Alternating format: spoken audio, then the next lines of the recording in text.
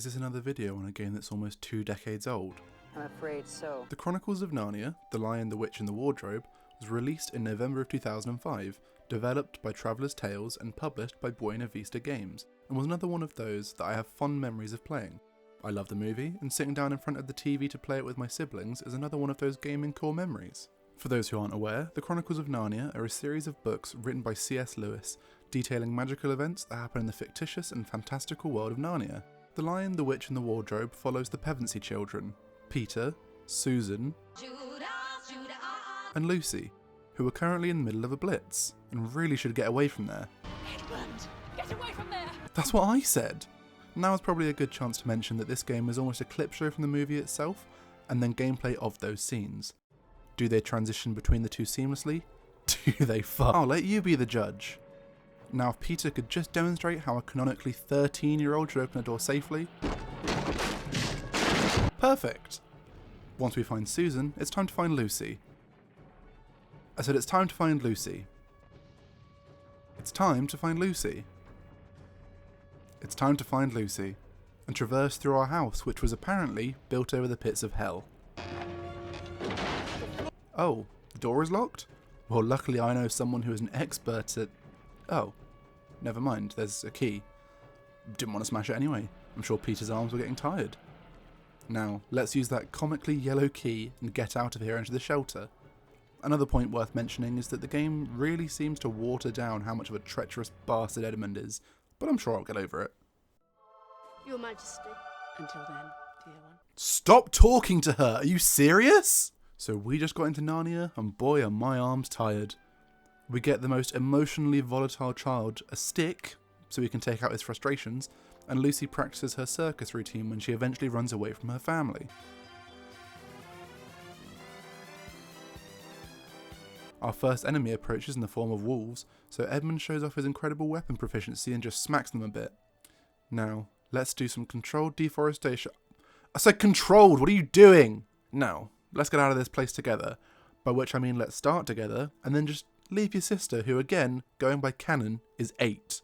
So we leave, discover time hasn't passed, I've been gone for hours. get another demonstration of how shit a child can be to their sibling, and see Edmund, but more importantly Lucy, run off. Now it's down to the big kids to find them. Or find one and let the other one perish in the British cold. I'm personally not too fussy. This is just a big hide and seek, where Lucy kind of cheats, because once she's found she runs off to hide again. I love that the timer counting down from McCready is in the same style as the one at the beginning, where the children were about to get bombed, like they're on the same level of importance.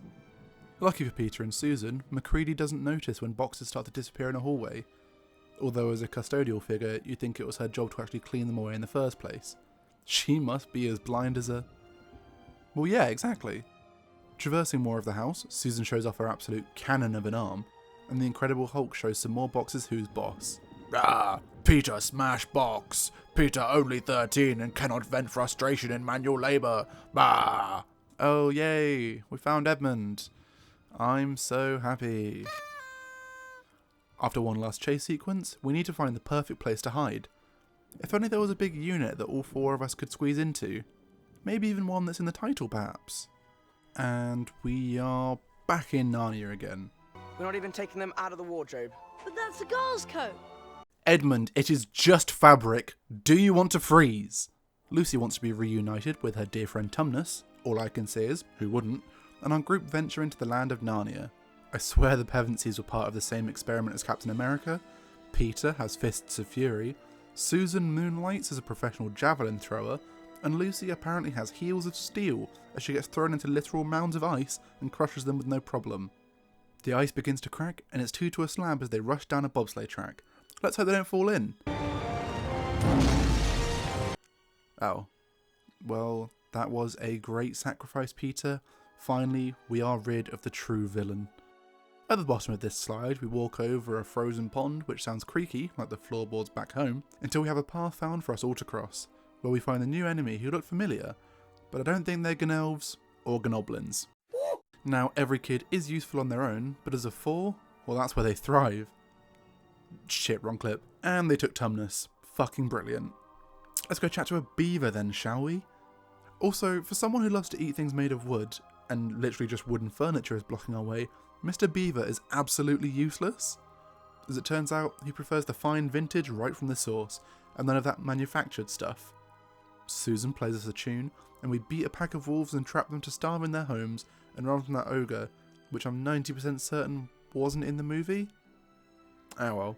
We fight some boggles, hide from the ogre again, and go to the beavers for this all to blow over. Now it's everyone's favourite point in the show. Unexpected boss fight time! The ogre that we definitely could have drowned when he was asleep seems to not be thrilled with us, so we team up and take him out. I didn't notice the dwarves in this level for a really long time, and kept getting confused when I'd just be getting randomly shot, but oh well, that was in the past. Now, I hate to cut a lovely meal of fish and wood, the human equivalent would be eating bricks, but we have to run from the wolves, the things we have so easily been smacking away with a stick. The same kind of stick we could pull from the wall of this house. And let me now introduce you to one of the most stressful moments in this game, going through the tunnel. This felt like I was playing Overcooked on the hardest difficulty with one hand behind my back. Not because it was tricky, but because there was so much going on. Make sure Mr. Beaver can keep chewing through the tunnel, but Boggles can pick him up and run off, so stop them, but also stop the wolves coming in. Oh, and there's some goblins with a boulder, so stop them too, and whilst you're there, the Boggles have the beaver again! The one benefit is Edmund has fucked off, and now we get a visit from Santa, who visited the good boys and girls of the Pevensie family. Funny how we only just saw him, now Edmund isn't there! Enough of that excitement though, because it's time for another slide section, and this one is in the water, and comes with added bullshit. Did Peter drown a lot? Was it entirely my fault? That's neither here nor there, because after another unexpected boss fight time, we get to meet the big man. Or lion, I guess. Aslan. Sorry, Edmund can't come to the phone. He's a little tied up. Fuck you, that was funny. Let's save him, but only because we have to. Now, this level in particular was one I remember from my childhood, fending off the Ice Queen's army as they climb a tree to take out Peter and Edmund. I remember it taking a long, arduous time, taking great concentration from me and my brother, and oh, it's done. I mean, this game came out when I was 5, but surely I wasn't that shit back then. Right? While we were busy making me question my entire ability as a child with the brothers, the sisters were doing a stealth mission that was incredibly boring. So in short... Isn't it a little late to be creeping around the camp? No, it is not, and we get to see everyone's favourite lion become Kebabslan. Now we get to the Battle of Baruna, and this was another part that was insanely irritating and difficult due to one thing. Edmund being there. The barrels. You've got a quota to kill these army mobs, and then you can send out the archers or eagles to take out the giants. If you need extra time, you can use these barrels to push the giants back. Now, it is an understatement to say that these barrels control like absolute shit. It honestly feels like bowling blindfolded and without a ball, but hey, we eventually get through it, taking out the last of the mobs. I wonder what the sisters are up to while the brothers were partaking in a war before they got through puberty. Oh, silly me, they were unfreezing all the hard work of the Queen. I'm sure that was really important. Never mind, they got Tumnus back.